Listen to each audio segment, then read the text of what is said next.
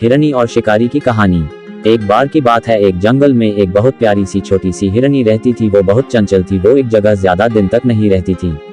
दूसरे हिरणों की तरह उसको झुंड में रहना बिल्कुल भी पसंद नहीं था। इसी कारण वो सारा दिन इधर उधर घूमती रहती थी।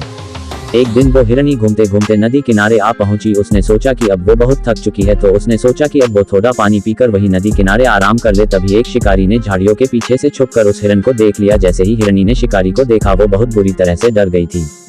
शिकारी को देखकर हिरनी ने वहां से भागना शुरू कर दिया। कुछ दूर जाने के बाद हिरनी को एक मकई का खेत दिखा। उसने सोचा कि इसके पहले शिकारी आकर मेरा शिकार कर ले, उससे पहले ही मुझे इस खेत में जाकर छुप जाना चाहिए और शिकारी मुझे देख नहीं पाएगा और मैं बच जाऊंगी। और इतना कहकर हिरनी मकई के खेत में जा छुपी थी।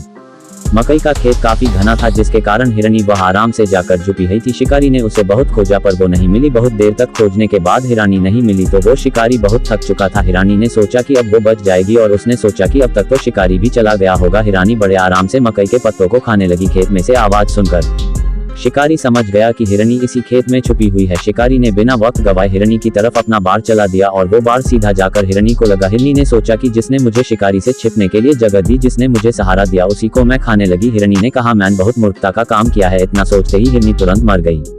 इस कहानी से हमें ये सीख मिलती है कि जो हमारी मदद करें उसका कभी बुरा नहीं करना चाहिए। Thanks for watching. Date fix.